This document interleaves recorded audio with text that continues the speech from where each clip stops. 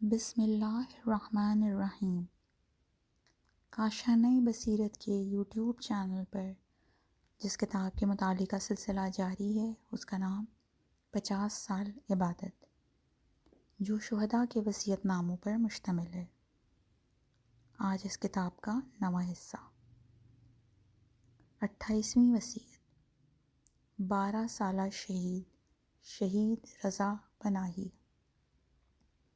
ہمیں ایک بار نہیں بلکہ بار بار اس وصیت نامے کو پڑھنا چاہیے تاکہ سمجھ سکیں کس طرح محاذ بعض لوگوں کے لیے یونیورسٹی کا درجہ رکھتے تھے، جہاں وہ مقدماتی جماعتیں پڑھے بغیر ہی فارغ التحصیل ہو گئے اور اپنی ڈگری ابا عبداللہ الحسین علیہ السلام کے ہاتھوں سے وصول کی۔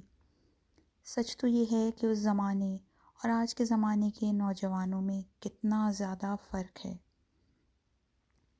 اس نے 1970 میں کرج کے علاقے میں ایک مذہبی خاندان میں آنکھ کھولی، لیکن 12 سال سے زیادہ اپنی عظیم روح پر جسم کی سنگینی کو برداشت نہ کر سکا۔ اصرار کر کے اپنے والدین کو راضی کیا اور بالآخر اپنی زندگی کے 12ویں سال ہی میں ملکوت کا مسافر ٹھہرا۔ اس نے اپنا وصیت نامہ محاذ پر جانے سے پہلے ایک کیسٹ میں ریکارڈ کر کے گھر کے کسی کونے میں چھپا دیا تھا، جو اس کی شہادت کے بعد اس کے گھر والوں کے ہاتھ لگا۔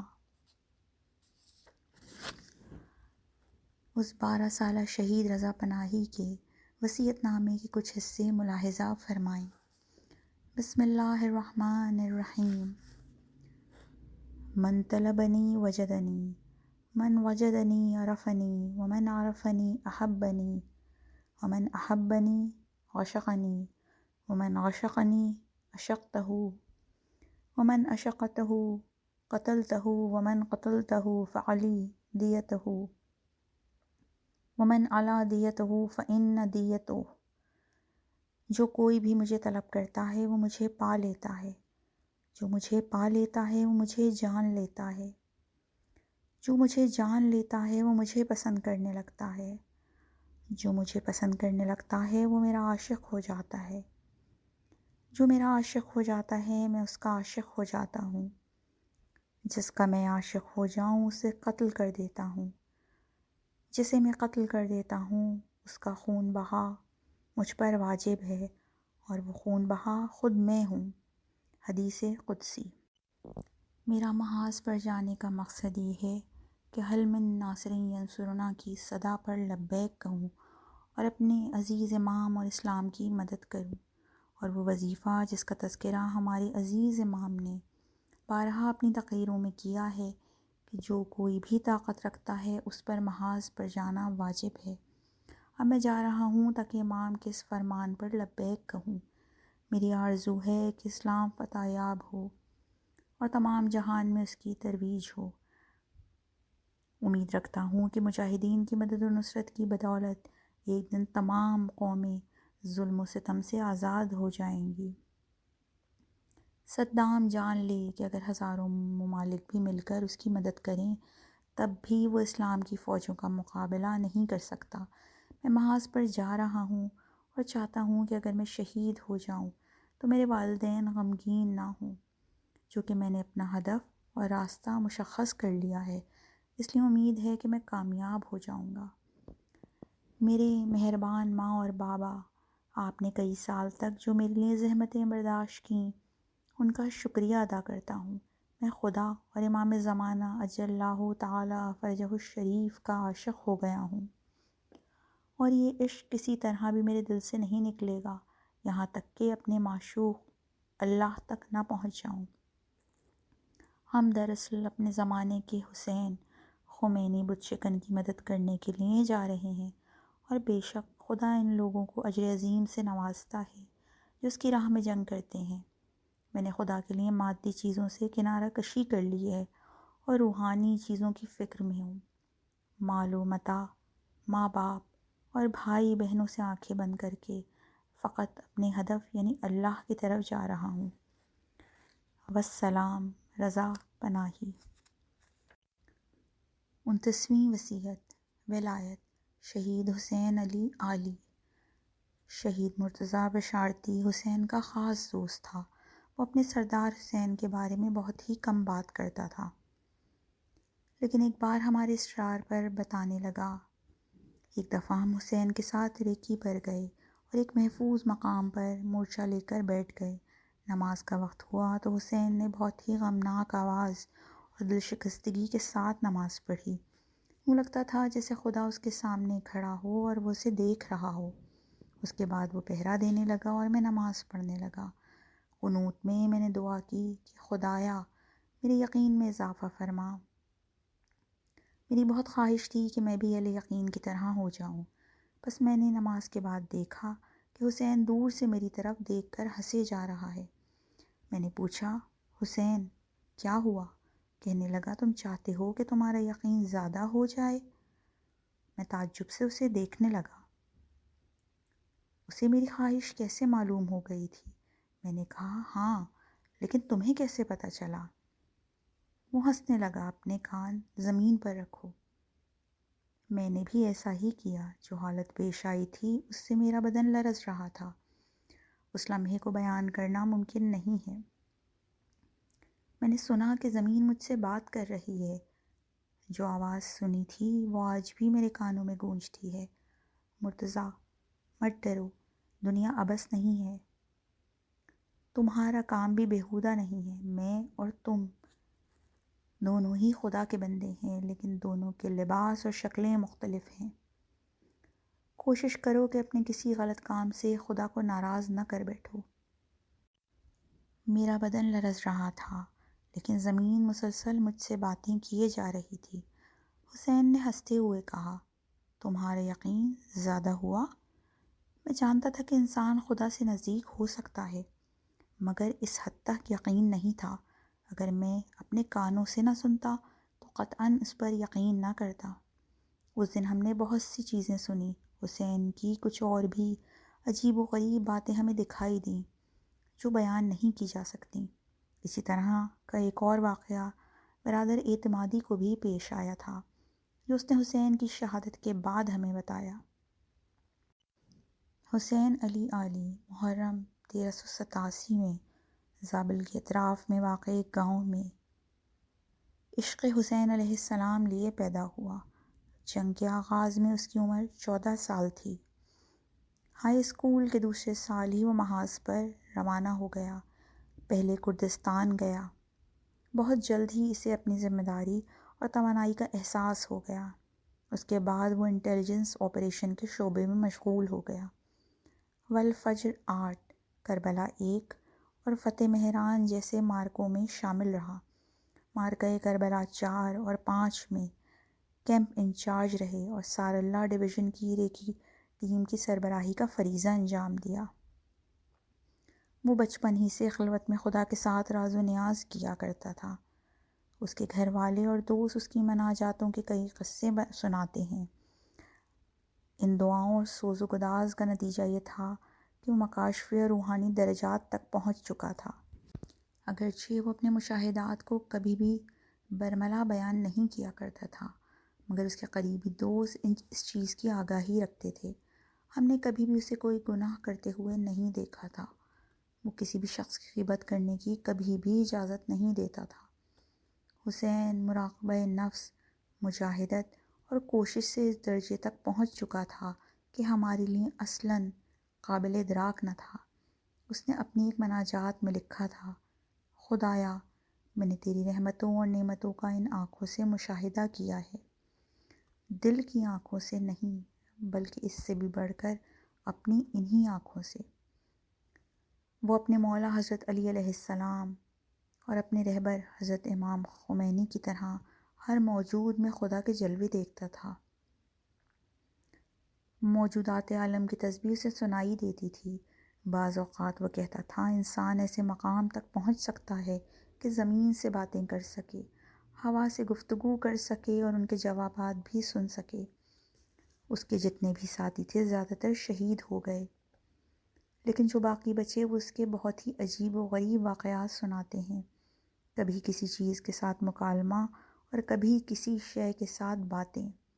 اس کی باتیں بھی بہت ہی عجیب ہوا کرتی تھیں۔ وہ ہمیشہ دائمی حضور کی حالت میں رہتا، اور اس حالت کی علامت یہ تھی کہ وہ اپنی شہادت سے آگاہ تھا۔ اپنی شہادت سے 14 روز پہلے اس نے مجھے کہا تھا میں 14 دن بعد شہید ہو جاؤں گا۔ اس نے اپنا وصیت نامہ اپنے ایک دوست کو دے دیا تھا، لیکن پھر اس سے واپس لے کر کہنے لگا تم مجھ سے فوراً بعد شہید ہو جاؤ گے۔ پھر اس نے وہ وصیت نامہ مجھے دے دیا اور کہا تم اس مارکے میں شہید نہیں ہوگے۔ مارکہ کربلا 5 میں تو اس نے شہادت کی داستان رقم کر دی۔ جس جگہ پر ہم لوگ خاردار تاروں میں پھنس کر رہ گئے تھے، وہاں وہ تاروں کے اوپر لیٹ گیا تاکہ مجاہدوں کے لیے راستہ بنا سکے۔ کچھ دیر بعد دشمن کے مورچے فتح ہوتے ہی وہ علاقہ ہمارے قبضے میں آ گیا، لیکن حسین کا بے جان پیکر گویا انہی خاردار تاروں پر رکوع و سجود میں مشغول ہو گیا تھا۔ حسین کے ایک استاد تھے جن کے فراق میں وہ ہمیشہ روتا رہتا تھا۔ اس کے استاد شہید یوسف الہی تھے، جو اس سے 1 سال پہلے ہی شہید ہو گئے تھے۔ حسین یوسف الہی کا نوحہ ان الفاظ میں پڑھتا تھا، اے شہید یوسف الہی، اٹھو کہ محراب نماز تمہارے سلام کے انتظار میں ہے۔ اٹھو اور اس نماز عشق کو پورا کرو جسے تم سلام کے بغیر ہی چھوڑ کر اپنے معشوق کی طرف پرواز کر گئے ہو۔ یہ نماز جسے تم نے بغیر سلام کے چھوڑ دیا ہے، فرشتگان الہی کے ذمے لگا دی گئی ہے اور انہوں نے اسے پورا کر دیا ہے۔ اب وہ اسے پورا کرنے پر فخر و مباحات کر رہے ہیں۔ اے شہیدوں، ہمیں بھی بتاؤ کہ ہم بھی تمہارے راستے پر اپنے قدم رکھیں اور تمہارے جوار میں آ جائیں۔ تم کس مکتب کے مؤذن ہو کہ تمہاری آنکھوں میں نور ایمان اور تمہاری نگاہوں میں شہادت کا انتظار جلوہ گر رہتا تھا۔ ہمیں بتاؤ اے لالہ کے سرخ پھولوں، اے آزاد اور پارسا لوگوں، اے حسینی راستے کے مسافروں، اے کوئے دوست کے راہیوں، تم کس ستارے کی طرف بلائے گئے ہو؟ تم نے ایسا کیا کر دیا ہے کہ اس تک پہنچ بھی گئے ہو اور تمہارے ہونٹوں پر ہمیشہ عروج و پرواز ہی کی باتیں رہتی ہیں؟ ہمارا ہاتھ پکڑ کر ہماری بھی رہنمائی کرو اور ہمیں اس دنیا میں تنہا نہ چھوڑو۔ ہاں اے دوستوں، تمہارے سوگ میں زندگی کی ذمہ داریاں نبھانا ہمارے لیے مشکل ہو گیا ہے۔ اس دنیا میں جس طرف بھی ہم دیکھتے ہیں، تمہاری ہی مقدس روح ہمارے اعمال و افعال کا نظارہ کر رہی ہوتی ہے۔ تمہیں ایسا عروج مبارک ہو۔ خدایا، جتنا جلدی ہو سکے مجھے میرے دوستوں تک پہنچا دے۔ شہید حسین علی کے وصیت نامے میں ایک جگہ لکھا ہے، خدا بندہ، نہ جنت کا مشتاق ہوں اور نہ ہی شہادت کا خواہاں، میں فقط ولایت چاہتا ہوں۔ مجھے مولا علی علیہ السلام کی ولایت پر موت دے اور قبر کی پہلی رات انہیں میری مدد کے لیے بھیج دے۔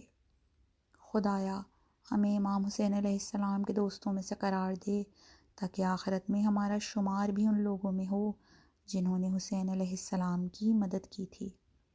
میرے مزار پر میرا نام اور کوائف نہ لکھیں، فقط اتنا لکھیں کہ سب کو اسی کی طرف لوٹ کر جانا ہے۔ میری قبر کو زمین سے ہموار کر دینا۔ میری پیشانی پر وہ کپڑا باندھ دینا جس پر یا فاطمۃ الزہرا سلام اللہ علیہا کا نام مبارک لکھا ہو۔ خدایا، تو اچھی طرح جانتا ہے کہ مظلوموں کے امام اور ہمارے اس عظیم رہبر خمینی نے فرمایا ہے کہ اس جنگ میں ہمارے سپہ سالار خود حضرت بقیت اللہ ارواحنا لہ الفدا ہیں۔ میں بھی مورچے میں اسی طرح آیا ہوں جس طرح زائرین بیت اللہ تیرے گھر کے گرد جمع ہو جاتے ہیں تاکہ کعبہ جو تیرا گھر ہے کی زیارت کریں اور اس کے دوسرے واجب اعمال بجا لائیں۔ خدایا، میں عاصی و روسیہ اگر محاذ پر تیرے گھر کی زیارت نہ کر سکوں تو کوئی حرج نہیں، لیکن چاہتا ہوں کہ تجھ سے ملاقات کر کے تیری زیارت کر لوں اور پانی سے غسل کرنے کے بجائے اپنے خون میں نہا جاؤں۔ میں چاہتا ہوں کہ میرا خون بہنے کے بدلے، جو در حقیقت غسل ہی ہوگا، تو میرے گناہوں کو معاف فرما دے اور کسی جانور کی قربانی دینے کے بجائے میں تیری راہ میں اپنی قربانی پیش کرتا ہوں۔ شاید اس سے تیری رضا حاصل ہو جائے تو مجھے بخش دے اور اس حج کو قبول کر لے۔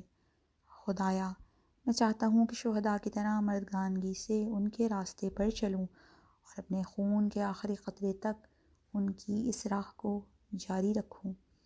میں بھی اپنے دوستوں کی طرح اس ستارے کی طرف پرواز کرنا چاہتا ہوں جس نے مجھے امید کے نور سے اجال کر رکھ دیا ہے۔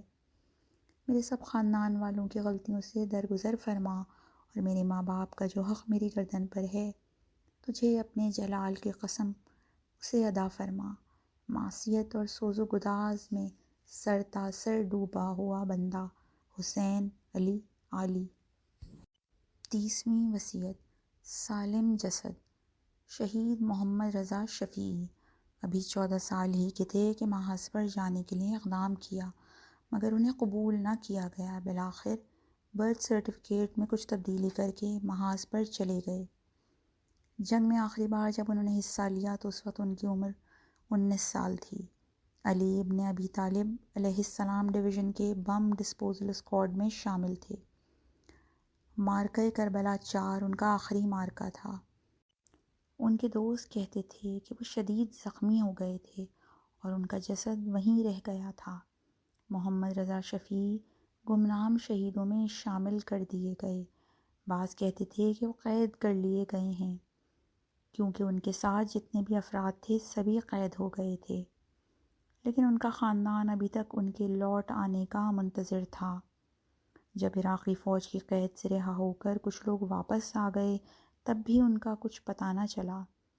آزاد ہونے والوں میں سے ایک کا کہنا تھا، ہم نے محمد رضا کو اسیر ہوتے ہوئے دیکھا تو ہے مگر اس کے بعد اس کا کچھ پتہ نہیں۔ ان کے گھر والوں کا گریہ و نالہ بڑھ گیا تھا۔ سب کی آرزو تھی کہ ان کے گمشدہ افراد کے بارے میں کوئی خبر مل جائے۔ 2001 میں ایران اور عراق کی حکومتوں نے اس جنگ میں مارے جانے والے اپنے اپنے فوجیوں کی نعشوں کا تبادلہ کیا۔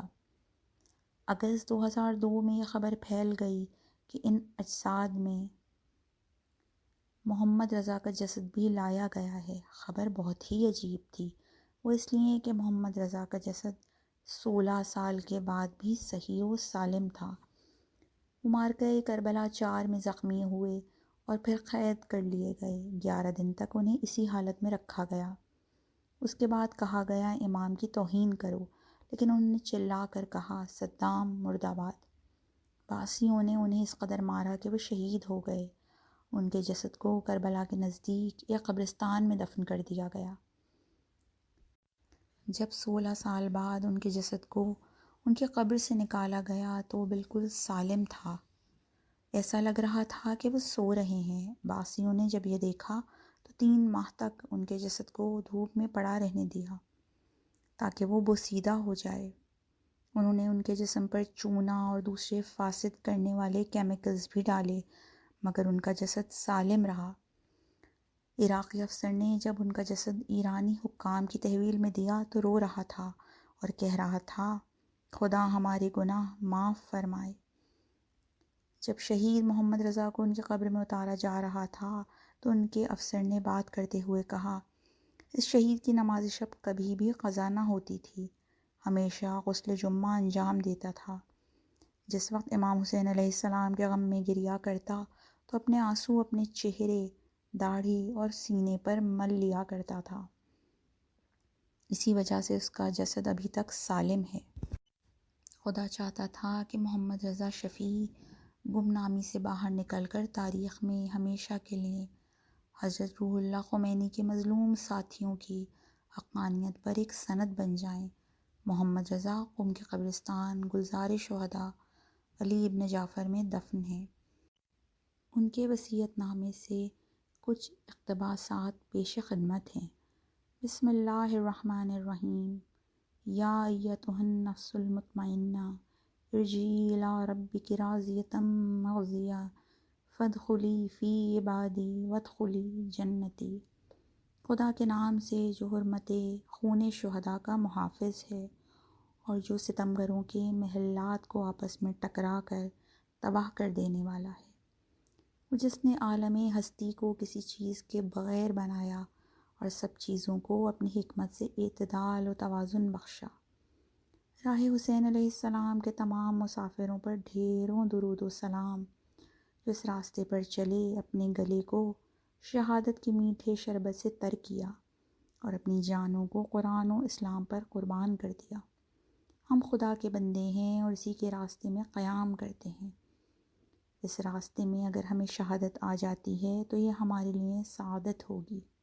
میں محمد رضا شفیع، فرزند حسین شفیع مرحوم، ضروری سمجھتا ہوں کہ اس امت حزب اللہ کے لیے کچھ سطریں بطور وصیت لکھ کر جاؤں، جبکہ دنیاوی زندان سے میری رہائی کا وقت آن پہنچا ہے۔ تو میں اس بات کو لازم سمجھتا ہوں کہ راہ خدا میں جہاد پر نکل پڑوں، تاکہ اگر خدا کی بارگاہ میں یہ قبول ہو جائے تو ایک سعادت مند اور دائمی زندگی کی طرف پرواز کر جاؤں۔ میں بھی دوسرے بسیجی بھائیوں کی طرح احکام اسلام کے اجراء کے لیے جہاد پر نکلا ہوں۔ اس راستے میں مجھے اپنا خون بہہ جانے کی کوئی پرواہ نہیں، کیونکہ یہ راہ خدا کے انبیاء اور اولیاء کی راہ ہے، اور اس میں کربلا کے پیاسے شہید کی پیروی ضروری ہے۔ ان کان دین محمد لم یستقم الا بقتلی فیا سیوف خذینی۔ میری شہادت کے بعد اس سعادت کا جشن منانا، کیونکہ میرا خونین مورچہ میری شادی کی سیج ہے۔ ہم شہادت کو سعادت کے سوا کچھ بھی نہیں سمجھتے۔ شہادت وہ میراث ہے جو ہمیں انبیاء علیہم السلام سے ملی ہے۔ جو بھی میرا یہ وصیت نامہ پڑھیں گے، انہیں میری نصیحت ہے کہ ان افراد میں شامل ہونے کی کوشش کریں جو حضرت حجت اجلہ تعالی فرجہ الشریف کے ظہور کی راہ ہموار کرنے کے لیے ہمیشہ کوشاں رہتے ہیں۔ کوشش کریں کہ پہلے اپنی اور پھر معاشرے کی اصلاح کے لیے قدم اٹھائیں، اور دعا کریں کہ یہ انقلاب امام زمانہ اجلہ تعالی فرجہ الشریف کے عالمی انقلاب سے متصل ہو جائے۔ اگر آپ چاہتے ہیں کہ آپ کی دعائیں مستجاب ہو جائیں تو جہاد اکبر یعنی نفس کی اصلاح اور خود سازی میں مشغول ہو جائیں۔ اے مسلمان بھائی اور بہن، ہمارا انسانی اور اسلامی وظیفہ یہ نہیں ہے کہ ہم نعرے تو امام کا ساتھ دینے کے لگائیں مگر عملی طور پر ان کی دل آزاری کا باعث بن رہے ہوں۔ اے میرے بھائیوں، ہم نے ابھی تک اپنی اصلاح نہیں کی اور ہمارے اپنے کام اعتراض سے خالی نہیں ہیں، تو پھر ہم دوسروں کی اصلاح کیسے کر سکتے ہیں، اور کیسے ہم اپنے انقلاب کو پوری دنیا میں منتقل کر سکتے ہیں؟ ہمیں چاہیے کہ ہم اپنے کاموں میں انا پسندی اور ان کی اپنی مرضی کی توجیہات کرنے سے پرہیز کریں اور ہمیشہ اپنی اصلاح کی کوشش میں رہیں۔ کبھی بھی یہ گمان نہ کریں کہ ہماری فکر دوسروں سے بہتر اور صائب ہے۔ عزیز بھائیوں اور شہید پرور قوم، خدا کی بارگاہ سے ہمیشہ اس بات کی توفیق طلب کریں کہ ہم اپنے عزیز امام کے بتائے ہوئے راستے پر اور خدا کی رضا کے لیے قدم اٹھائیں۔ اے جوانوں، کہیں ایسا نہ ہو کہ بستر ضلالت پر تمہیں موت آ جائے، کیونکہ حسین علیہ السلام میدان جنگ میں شہید ہوئے تھے۔ کہیں غفلت کی حالت میں تمہیں موت آ کر نہ دبوچ لے، اس لیے کہ ہمارے امام علی علیہ السلام نے محراب عبادت میں جام شہادت نوش فرمایا تھا۔ کہیں ایسا نہ ہو کہ تم علی اکبر علیہ السلام کے راستے سے ہٹ کر اس دنیا سے رخصت ہو جاؤ، کیونکہ علی اکبر علیہ السلام امام حسین علیہ السلام کے راستے پر ایک مقصد لے کر شہید ہوئے۔ اے ماؤں، اپنے بیٹوں کو محاذ پر جانے سے منع نہ کرنے لگ جانا، ورنہ کل بروز محشر حضرت زینب سلام اللہ علیہا کو کیا منہ دکھاؤ گی، جنہوں نے 72 شہیدوں کی شہادت پر بھی صبر کیا۔ خاندان وہب کی طرح تم سب بھی اپنے بیٹوں کو محاذ جنگ پر بھیجو، حتیٰ کہ ان کی لاشوں کی فکر بھی تمہیں نہیں ہونی چاہیے، کیونکہ وہب کی ماں نے کہا تھا، میں نے اپنے بیٹے کو خدا کی راہ میں دے دیا ہے، لہٰذا اسے واپس نہیں لوں گی۔ اپنی بہنوں سے میری درخواست ہے کہ وہ سیدۃ النساء العالمین حضرت فاطمہ زہرا سلام اللہ علیہا کو اپنے لیے نمونہ عمل قرار دیں اور اپنے اسلامی حجاب کی رعایت کریں۔ امید کرتا ہوں کہ وہ دن ضرور آئے کہ جب ملت کے تمام مرد، عورتیں، بچے اور جوان اپنے اسلامی وظیفے سے آگاہ ہو جائیں اور گناہ کے مرتکب نہ ہوں۔ آخر میں اپنی والدہ گرامی سے معافی طلب کرتا ہوں اور دعا کرتا ہوں کہ جو زحمتیں انہوں نے میرے لیے برداشت کی ہیں ان کا صلہ انہیں حضرت زینب سلام اللہ علیہا عطا فرمائے۔ ان سے امید رکھتا ہوں کہ دوسرے شہداء کے خاندانوں کی طرح وہ بھی صبر و استقامت کا مظاہرہ کریں گی اور کوئی کام ایسا نہیں کریں گی جس سے دشمن خوش ہو۔ اے عزیز اور ارجمند جوانوں، جیسا کہ امام نے فرمایا ہے، میری نگاہ امید تم پر لگی ہے، بس تم بھی اپنے زمانے کے حسین کی صدائے حل من ناصرن پر لبیک کہو اور محاذوں کی طرف نکل کھڑے ہو، اور قرآن و اسلام کو کبھی بھی بے یار و مددگار نہ چھوڑو۔ والسلام۔ ہم بندگان خدا اس لیے اس دنیا میں آئے ہیں تاکہ آخرت کے لیے زیادہ راہ جمع کر سکیں اور ایک جاویدانہ زندگی کی طرف پرواز کر سکیں۔ الہی تا ظہور دولت یار، خمینی را برائے ماں نگہدار۔ خدایا امام زمانہ اجلہ فرجہ الشریف کے ظہور تک خمینی کی حفاظت فرما، آمین۔ 16 مارچ 1986۔ محمد رضا شفیعی۔ 31ویں وصیت۔ اسلامی مزاحمت۔ شہید علی اشمر۔ صہیونی استکبار نے 1967 میں جب اپنے تمام ہمسایہ ممالک پر حملہ کر دیا تو اس قدر وحشت پیدا کر دی کہ کوئی بھی اس ظالم ملک پر برتری کا خیال بھی نہیں لا سکتا تھا۔ ان ممالک میں سے فقط ایک ملک ایسا تھا جس نے اپنی مقدس زمین کو دشمن کے نحس وجود سے آزاد کروا لیا، اور وہ تھا لبنان۔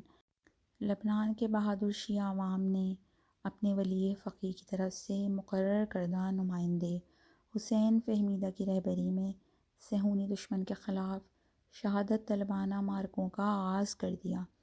ان حملوں کی تاب نہ لاتے ہوئے سن 2000 میں صہیونی فوجی جنوبی لبنان سے فرار کر گئے۔ ان شہادت طلب افراد میں سے ایک شہید علی اشمر بھی تھے۔ وہ کویت میں پیدا ہوئے اور اپنی آسائشوں بھری زندگی کو چھوڑ کر مزاحمت میں مصروف مجاہدین کے ساتھ جا ملے۔ علی اشمر آخری استشہادی جنگجو تھے جنہوں نے خود کو دھماکے سے اڑا کر صہیونیوں کے کئی اعلیٰ افسروں کو واصل جہنم کر دیا۔ ذیل میں شہید علی اشمر کے وصیت نامے کا متن دیا جا رہا ہے جو انہوں نے اپنی شہادت سے کچھ لمحے پہلے تحریر کیا تھا۔ میرے مولا یا ابا عبداللہ علیہ السلام، میں نے خدا اور آپ سے پیمان باندھ رکھا ہے کہ راہ خدا میں قدم بڑھاؤں گا، جبکہ میں نے اپنی جان ہتھیلی پر رکھ لی ہے اور اپنے خون کو جبل عامل کی خاک میں مخلوط کر دیا ہے، بالکل ایسے ہی جیسے آپ کا خون کربلا کی مقدس خاک پر گرا تھا، اور آج میں آپ سے باندھا گیا اپنا عہد پورا کرنے جا رہا ہوں۔ میرے مولا یا صاحب الزمان اجلہ تعالیٰ فرجہ الشریف، میری کتنی آرزو تھی کہ میری شہادت آپ کے مقدس وجود اور نگاہوں کے سامنے ہو، لیکن آپ کی غیبت کی طوالت اور اپنے مولا اور سرداروں اور آپ کے اجداد مطہر سے ملنے کا اشتیاق مجھے اس سے زیادہ انتظار میں رہنے نہیں دے رہا۔ خدا سے دعا کرتا ہوں کہ اس شہادت کے سبب مجھے آپ کی رکاب میں شہید ہونے کا اجر عطا فرمائے۔ میرے عزیز بھائیوں، مزاحمت اسلامی کے دلیر پہلوانوں، اگر تم ان لوگوں کی وجہ سے تکلیف اور اذیت میں ڈال دیے گئے ہو تو وہ بھی تمہاری وجہ سے سخت رنج و مصیبت میں مبتلا ہیں۔ فرق صرف یہ ہے کہ تم لطف خدا کے امیدوار ہو مگر وہ کچھ امید بھی نہیں رکھتے۔ سورہ نساء کی آیت 104 کا مفہوم۔ تمہارے لیے چند ایسے موارد کا تذکرہ ضروری سمجھتا ہوں جو ہمارے راستے کے لیے بنیادی اصول شمار ہوتے ہیں۔ ہمارا جہادی راستہ سخت اور طولانی ہونے کے ساتھ ساتھ مشقتوں اور آزمائشوں سے بھرا ہوا ہے، لہذا اس راستے کو طے کرنے کے لیے زیادہ سے زیادہ کوشش کرو تاکہ تمہارے جذبے پاک اور بلند رہیں۔ اپنے سینوں کو ہر اس تاریکی اور حجاب سے پاک رکھو جو تمہیں خدا سے دور لے جائے۔ جس طرح مجھ سے پہلے شہید ہونے والے بھائیوں نے تمہیں نصیحت کی ہے، اسی طرح میں بھی تمہیں نصیحت کرتا ہوں کہ اس شرافت والے راستے سے جڑے رہنا اور اسی راستے کو جو مزاحمت کا راستہ ہے طے کرتے رہنا، کیونکہ ایک راستہ ہے جس پر چلنے کے لیے خدا نے صرف ہمارا انتخاب کیا ہے، بس ہمیں بھی اس موقع کو ضائع نہیں کرنا چاہیے۔ اس سے بھی زیادہ اہم یہ ہے کہ ہم شہداء کے خون کو ضائع نہ ہونے دیں۔ وہ جو امانتیں ہمارے سپرد کر کے گئے ہیں ان کی اچھی طرح حفاظت کریں، اپنے عزیز سردار اور مزاحمت اسلامی کے افسران کے احکامات پر عمل کرتے رہو۔ رہبر حضرت خامنائی، میری جان ان پر فدا ہو۔ حزب اللہ لبنان کے جنرل سیکریٹری جناب سید نصر اللہ کی ہدایت پر عمل پیرا رہو۔ شہداء کی تصویروں کو ہمیشہ اپنی آنکھوں کے سامنے رکھو، جن اہداف کو حاصل کرنے کے لیے وہ لوگ شہید ہو گئے۔ ان کے حصول کے لیے کوشاں رہو اور ان کے راستے پر چلتے رہو۔ حضرت امیر المومنین علیہ السلام کے اپنے بیٹوں حسن و حسین علیہم السلام کو کی گئی نصیحتیں اور وصیتیں جو ہمیں خدا کی پسندیدہ زندگی گزارنے کا طریقہ بتاتی ہیں، اسی طرح امام خمینی قدس سرہ کی نصیحتیں اور قیمتی اور پربرکت ہدایات کا حتماً مطالعہ کرو، انہیں حفظ کرو اور ان پر عمل کرو۔ جنگ شروع کرنے سے پہلے جس طرح اسلحہ اٹھانا ضروری سمجھتے ہو، اسی طرح وضو کرنا بھی لازم سمجھو، کیونکہ جو ہاتھ با وضو ہو کر جنگ لڑے گا اس کا شکست کھانا ناممکن ہے۔ اے وہ عزیز خاندانوں جو سرحدی پٹی پر ظالموں کے قبضے میں ہیں، اسی طرح مزاحمت کو جاری رکھو۔ ان جملوں اور کلمات کو لکھنے سے تھوڑی دیر بعد انشاءاللہ میرا جسم ایک ایسی آگ بن جائے گا جو ان صہیونی غاصبوں کو جلا کر رکھ دے گا، جو ہر روز اور ہر لحظہ تمہیں اذیت دینے کی کوشش کرتے رہتے ہیں۔ دشمن سوچتا ہے کہ اس نے تمہیں ذلیل کر دیا ہے، لیکن ہے ہاتھ۔ یہاں بتانا ضروری ہے کہ کربلا میں امام حسین علیہ السلام کا فرمان ہے ہاتھ من الذلہ، یعنی ذلت ہم سے دور ہے تھا۔ اس آزار و اذیت کا خاتمہ مزاحمت اسلامی کے مجاہدین کے ہاتھوں ہونے ہی والا ہے انشاءاللہ۔ میرے گھر والوں، تمہیں معلوم ہونا چاہیے کہ یہ غاصب لوگ اور ان کا یہ قبضہ جلد ختم ہو جائے گا۔ انشاءاللہ فتح نزدیک اور آزادی راستے ہی میں ہے، اور صہیونی اور ان کے گماشتوں کا انجام قتل و نابود ہو جانا ہی ہے۔ مقبوضہ سرحدی پٹی اور مقبوضہ فلسطین کے زندانوں میں قید میرے صابر بھائیوں اور بہنوں، تم پر خدا کا سلام ہو۔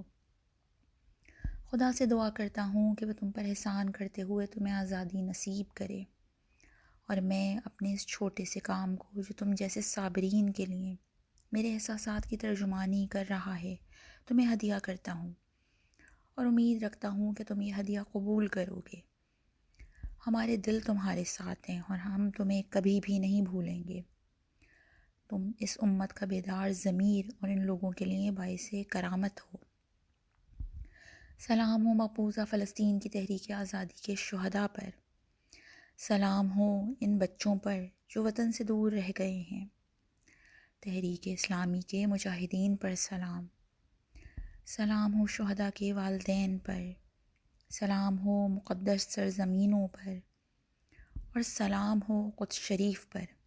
بے شک میں مسلمانوں کے ایک ایک گروہ کو دیکھ رہا ہوں جو مسجد اقصی میں حضرت حجت منتظر اجل اللہ تعالی فرجہ الشریف کی امامت میں نماز پڑھ رہے ہیں۔